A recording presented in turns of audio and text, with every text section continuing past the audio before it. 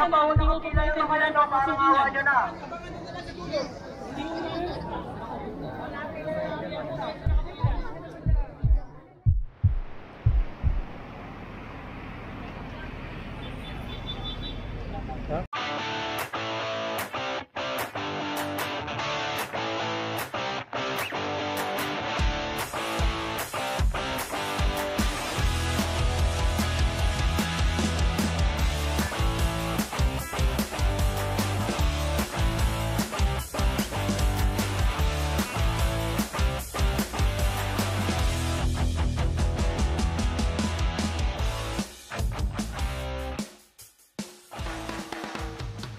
Una sa lahat, hindi mo maitatanggi ang kakaibang sigla na taglay ng Quiapo.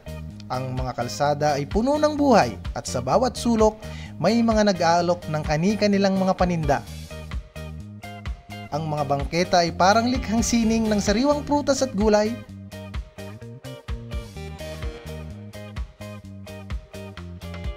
Mura at nagagandahang mga kasuotan.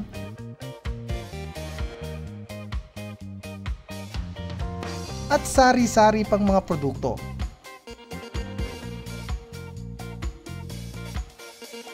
Ang Quiapo ay tila isang larawan ng buhay sa Metro Manila. Magulo, makulay, at puno ng buhay.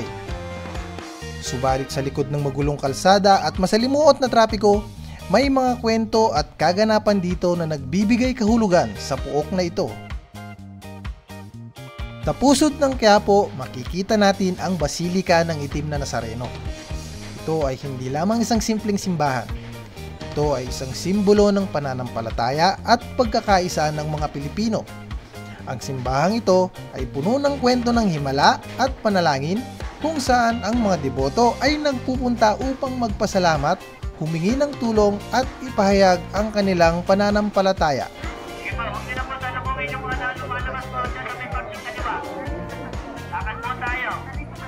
Okay lang po kayo, tumingin lang po. Kanina pa, hindi ko sila yung mga ano, parang awa nyo na.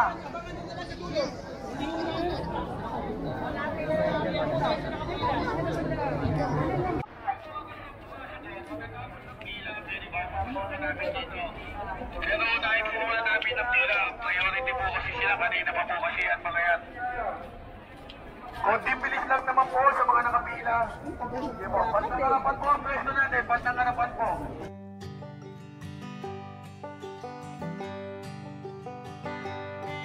Sa loob ng Quiapo Church, nararanasan ang magkakaugnay na kasaysayan, pananampalataya at sining na bumubuo na isang kahanga-hanga at espiritual na karanasan. Ang mga awit na bumubulong, ang mga tunog ng mga panalangin, at ang mahihinang bulong ng mga deboto ay nagkakabuklod upang lumikha ng natatanging harmonya ng pananampalataya.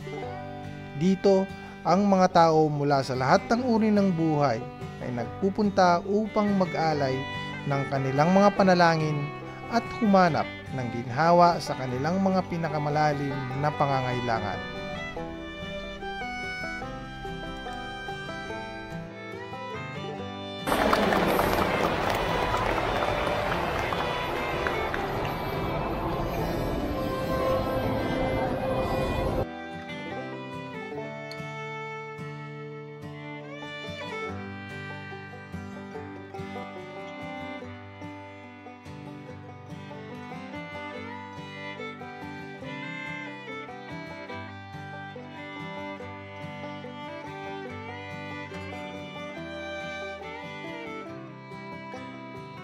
Sa labas ng simbahang ito, walang tigil ang palitan ng mga kwento at karanasan. Dito mo din makikita ang pagkakaisa ng iba't ibang kultura at pananampalataya. Kahit na hindi ka deboto, ang Quiapo Church ay hindi mo mapagwawalang bahala dahil sa kanyang kahalagahan sa kasaysayan at kultura ng Pilipinas.